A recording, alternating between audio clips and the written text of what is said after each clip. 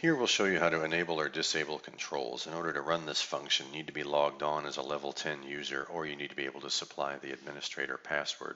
First thing I do, run NetCIL client, go to the main form, select the NetCIL ribbon at the top of the screen, and we're going to focus on these functions: change user, disable control, enable control, and override controls. In this first example, let's pretend that my agency does not want to collect Social Security numbers. What I do is I select change user, identify myself as all users. You'll notice that my identity at the bottom of the screen has changed from my name to all users. Now I go to the people form. I don't need to pick a record. I just click on Social Security number, go back to the NetCIL ribbon, and select disable control. You'll notice that it's now grayed out. No one will be able to enter Social Security numbers. Now while I'm here, let's pretend that we don't collect any blind field services information either. I'll right click on that form control just to select it. That way I don't have to open the form in order to perform this function. I select disable control, and BFS is now grayed out. Let me do the same thing with VR-DFB. I right click on the button, disable control. Now no user is going to be able to enter VR-DFB information. Now I'm going to go back to the main form, and I'm going to select a different user. I have a guy named Jerome who is set as a level 5 user. There he is, unknown Jerome. And as a level 5 user, he can still access community activities, projects, and events, and I've decided I don't trust him. I don't want him to do that. So I'm now identified as unknown Jerome. Right click on community activities to set focus to it, go to the NetCIL ribbon, disable controls.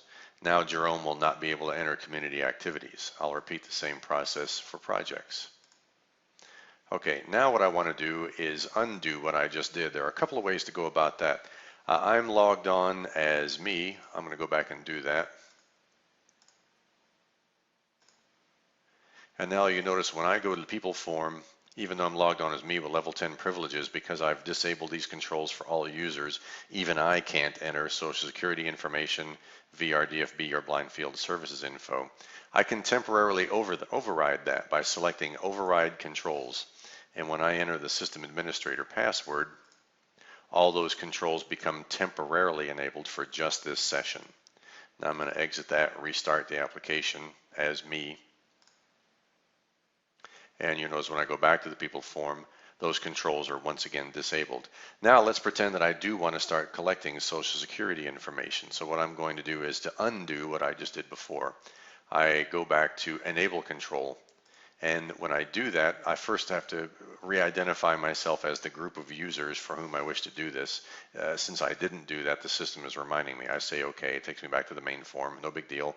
Now I'm re-identified as all users. Go back to the people form, and I select enable control. You'll notice that the most recently disabled control, which was VR-DFB, is now re-enabled.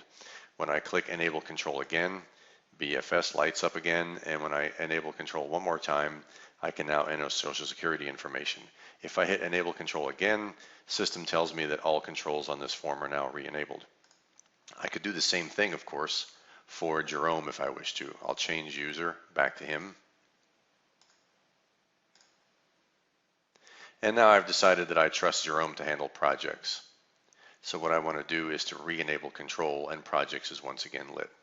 That's really all there is to it.